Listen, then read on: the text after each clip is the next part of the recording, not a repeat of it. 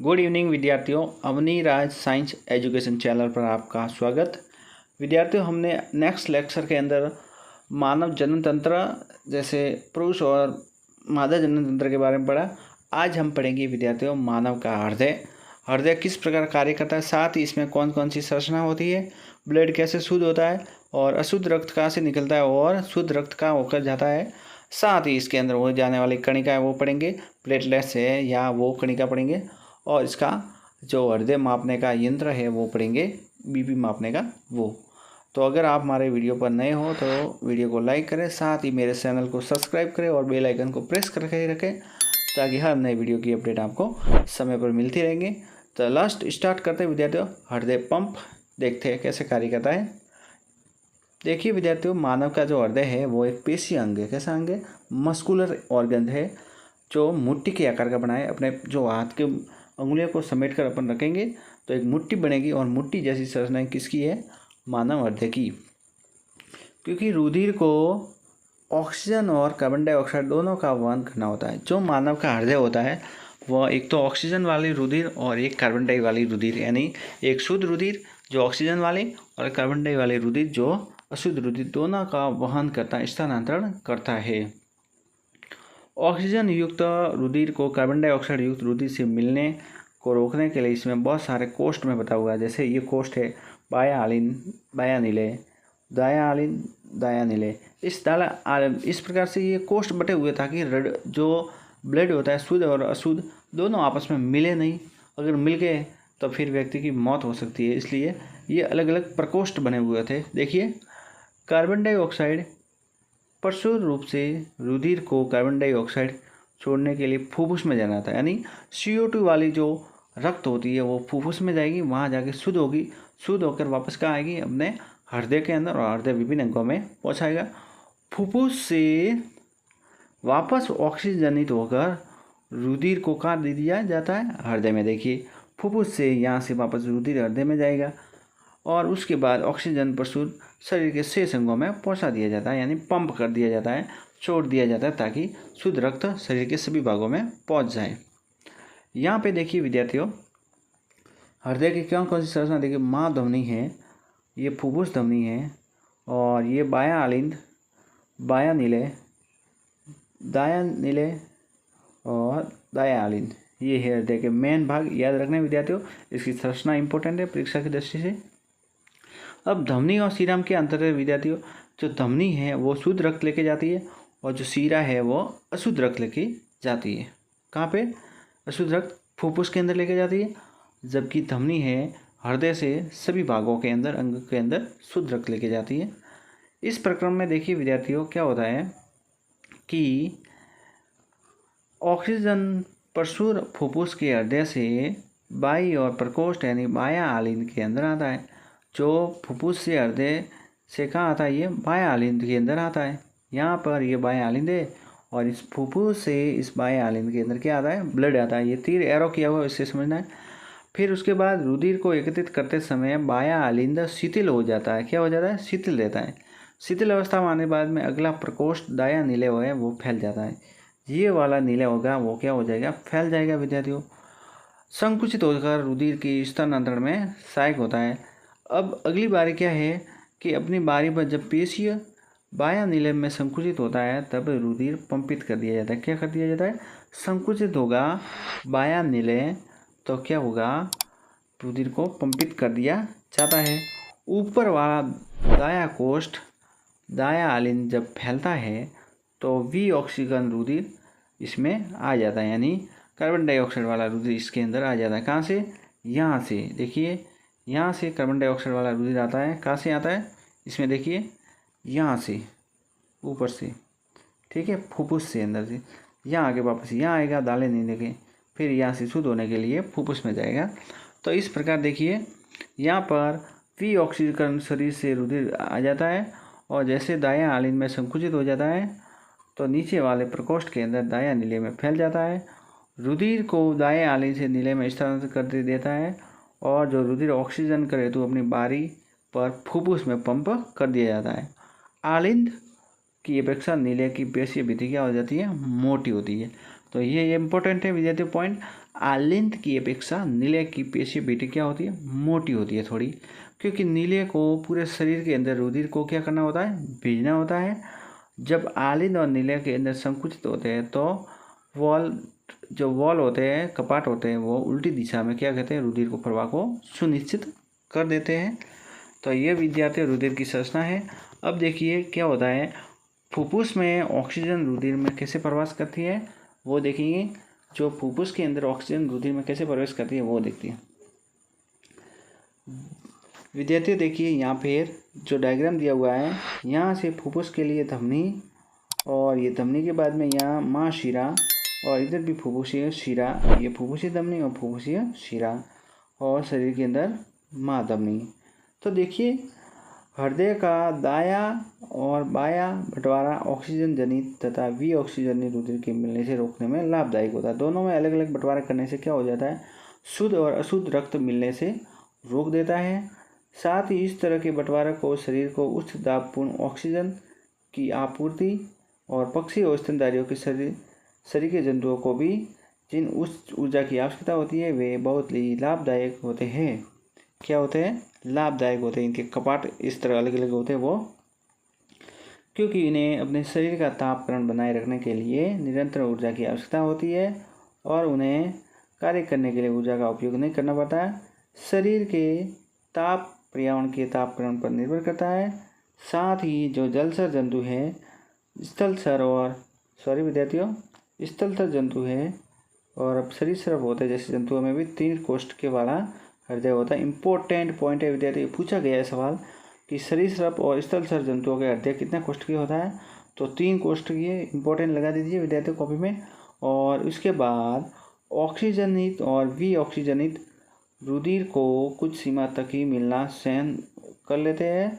दूसरी ओर मछली के अंदर भी इम्पोर्टेंट, ये भी विद्यार्थियों 2 हृदय होते हैं, यानी 2 कोष्ठ होते हैं हृदय के अंदर। कितने, तो प्रश्न पूछा गया है त्रिकोष्ठकीय के उदाहरण बताइए, तो सरीसृप और स्थलचर।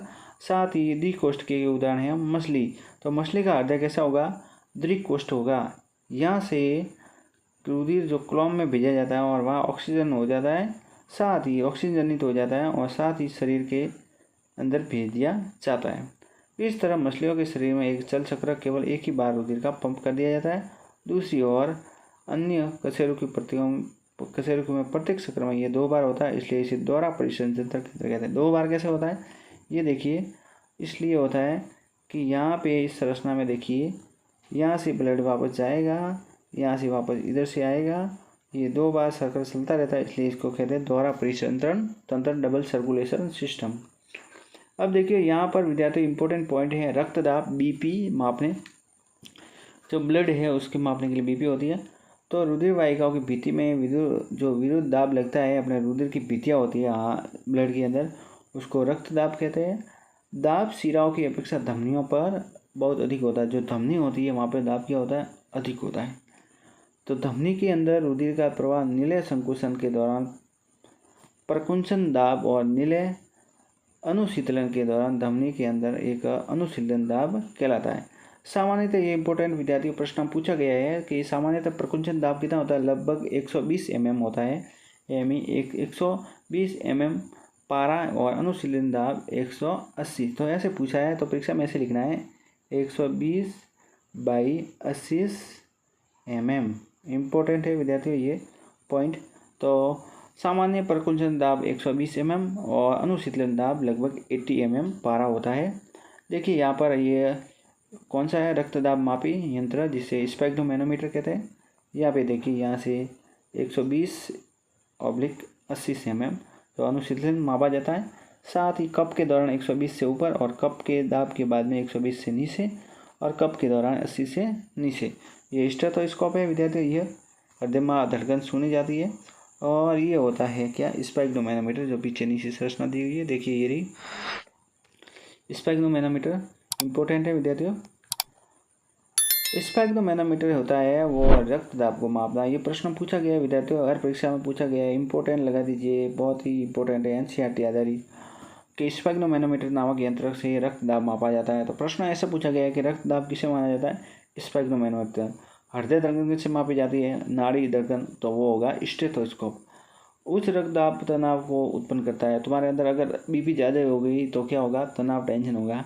इस कारण धमनिकाओं में सिकुड़न होता है और रक्त प्रवाह का प्रतिरोध बढ़ जाता है, जिससे धमनियाँ फट सकती है और आंतरिक रक्त स्रावन भी हो सकता है। तो ये था स्फेग्नोमैनोमीटर विद्यार्थियों। अब है जो रक्त नलिका है वो कौन कौन सी है वो देखिए